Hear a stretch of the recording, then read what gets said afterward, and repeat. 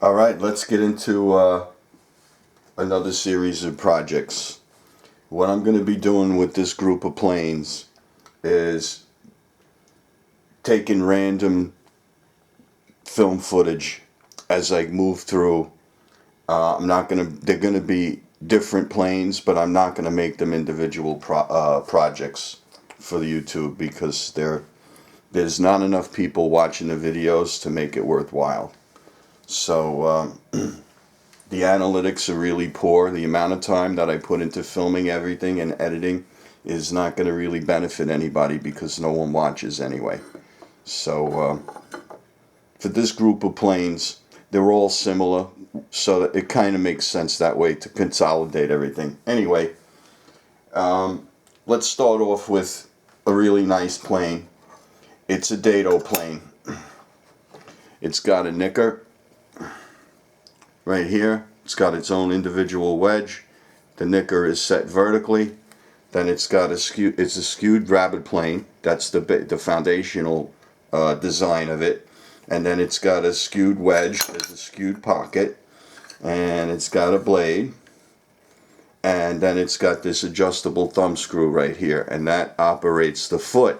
And that's a depth adjustment foot right here. And you raise and lower that, and that's how you set the depth of the cut. So it's a 1-inch dado. And the nicker right here, if you can see the spurs on the nicker, if you cut cross grain with this plane, the nickers will slice the grain so that it won't fracture as you pass through the wood. So that's this one, and it's a pretty nice plane. I would never dare use it. So I think it's a challenge with all the machine work that has to be in here. So there's a pocket for this depth adjustment that's internal, and then there's this mechanism that has to be fabricated. So there's a lot of work in this little plane, and I think I'm going to be able to make one or two of them. So what I have here is I have the nicker already roughed out for the copy. I have the main blade already roughed out. And then that's the angle. I need to get a grinder and cut that off. So that's that. And then the other thing I did was, I don't know if you could see this, but what I also did was I bevel the blade to match the skew. The reason I did that is because a lot of these blades in these original planes, what they did in order for them to fit the pocket easily was they just made them smaller. And then what happens is when you set the wedge, you're setting the wedge in only one direction, which is basically you're pushing the blade down into the bottom of the pocket. But there's still slop side to side, so the blade still has a chance underneath the wedge to move this way. So what I'm trying to do is create less slack underneath the wedge with the way the blade sits in the pocket, so that you'll have more accuracy when you set the blade. And I've done that already, and I like the way that works, but it's a lot of extra work because to make these bevels, I do all this work by hand. This is all done with a hacksaw. This is all set with files. This is not fancy machine work. This is all done by hand, so there's a lot of work in here. So I just like the end result. It's worth it to me. So here's my setup that I made for the depth adjusting foot. Not going to go into that. This was a couple of days worth of work. I have hours of film on this, and I just deleted it because nobody's going to watch it anyway.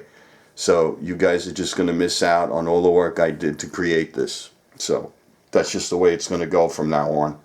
Because if you don't watch the videos, there's no sense in me filming it, and it's just not going to work out that way.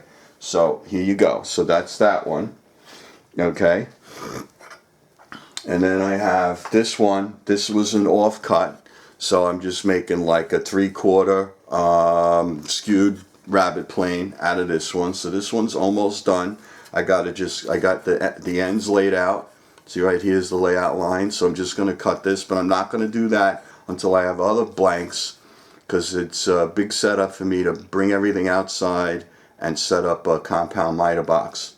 So this one's like about 90% done. I got to cut it off and then trim the top and round it over, and I'll do all that. I'm going to do all these planes at the same time, but this is the first one I did. And then what I discovered here, I used my my Skewed plane maker's float for the first time, and I started off the mortise with a 1/4-inch chisel, intending to make a 1/4-inch wedge. And what happened was everything drifted slightly, and now this is about 5/16. And I found it very difficult to maintain the 1/4-inch line with the Skewed float. So what happened with the float was, as you go down, it drifts to the side, like where the point is. It on the float, it drifts to the side, and it just slightly makes the mortise pocket wider. So what I'm going to now, knowing what I know now, in order to make this a 1/4 of an inch, I would start off with it smaller, do all the mortising at 3/16, and then open it up to a 1/4. But I don't have a 3/16 chisel. I'd have to make one. But so I am going to approach all these other Skewed mortise pockets that way. So I will intentionally start them at no less than a 1/4 and make them 5/16, make the wedges, and just operate with that agenda. So that's what's going on with this one. Let me put this to the side and move to something else. I have some very nice antique Skewed rabbet planes. This one is like 1.5 or 1 3/4 or whatever. So I have some offcuts, and I'm going to be reproducing. There's some planes I have, I'll be able to make 2 copies. It's all based on the offcuts. These offcuts are valuable. So the reason why is because the offcuts are not good enough to use for anything else. They're barely big enough to make these planes, and there's even one offcut that's got a small check in it. I put a Dutchman in it, and I glued it in, and I'm just gonna make the plane with the Dutchman in it, because this wood was milled by hand, literally milled by hand, no chainsaws, nothing, all handmade tools, dried indoors, 4, 5, and 6 years. And there's no way I'm just going to toss this wood. I'll just make something with it. So, like, for instance, this one here, this one's like 3/4 or whatever. So I'm just going to copy all these nice planes. They're all Skewed rabbet planes. So my offcuts here, I can make 2 planes with these. These will be identical. Then I have these offcuts, and whatever I can make out of here. And then also I got this loin from one of the logs. I can make a plane out of that. And then I have this piece. So between all these blanks, I'm going to be making Skewed rabbet planes, and at least 1, possibly 2 of the dado blades. This is I started working on one of the blades for one of the Skewed rabbet planes, and then what I did was, instead of throwing away the offcut on the side of the piece that goes underneath the wedge, I decided to lengthen the piece of scrap. Let me see if I could show this properly. I decided to lengthen this and then use the scrap as the tail for another blade. Again, I don't know if this makes any sense, but yeah, if I do it this way. So if I cut this right here, I'd be throwing all this away. So what I did was I made it longer, and now I'm using this, connecting it to this, and using it to make another blade. So I'll do that.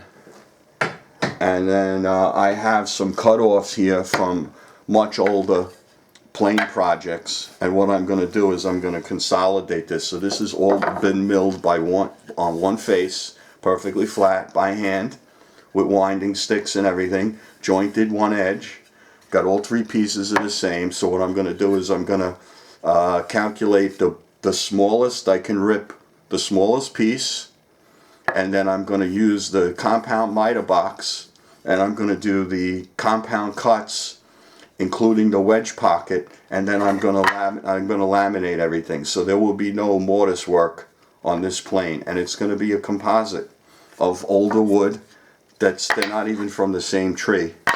and just make a plane out of this. This is going to be just a new way to make like a hybrid, because this scrap is too valuable. This has all been paid for in blood with handwork, and I'm not going to throw this stuff out. So I'm going to make another plane with this material too. This will just be another plane. And then I'll add them to the collection. I can give them away as gifts, sell them, whatever. It doesn't matter. I'm here to make planes. I'm here to show people how I make planes. I don't know if people think making planes is a big deal, because I got no tools. I don't have a shop. I'm doing this in my kitchen. And so it can't be that hard, because I'm doing it. And I'm not even a plane maker. So I would appreciate you watching the videos. I'm gonna try and allow some of the comments in some of these videos, but here's what I expect. I expect that if you make a comment, try and give some thought to your comment. Tell me what you think. Tell me what you know. Okay? If you ask a question, give some thought to your question. Because if you ask me a question that's already answered in the video, then it makes me think that you're not paying attention. Okay?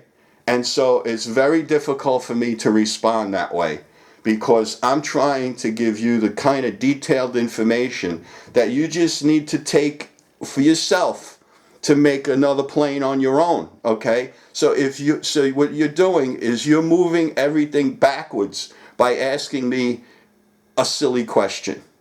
Okay? And I appreciate questions. If there's something that I didn't explain, then ask. But if it's something I already explained, then you have to avoid asking me that question, because it just shows that this is all a big waste. And then it doesn't pay for me to film, and it doesn't pay for me to allow comments in a video. So we'll see how that goes. This will be a test on how we all get to know each other and everything. I see other videos. You have much less information. You have much less detail, but you have thousands of comments, and it's just a free-for-all. And that's not really what I want. I'd like to have somebody get something out of what I'm doing. All right, that's enough of my rant. There's going to be a lot of work. I'm not going to come back and film again for a couple of days or a couple of weeks. There'll be big gaps in between these videos. That's just the way it is. I'm fighting the weather. I'm fighting a cold. I'm fighting all the other things that I have to do to keep my life in order.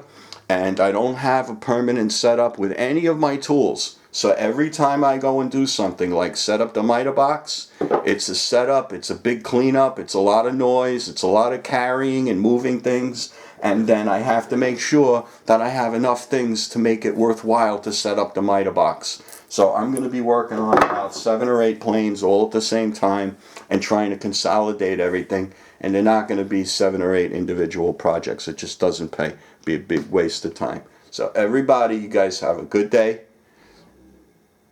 Have fun doing your projects. Stay mentally strong. Stay physically strong. Because that's what life demands. Have a good day.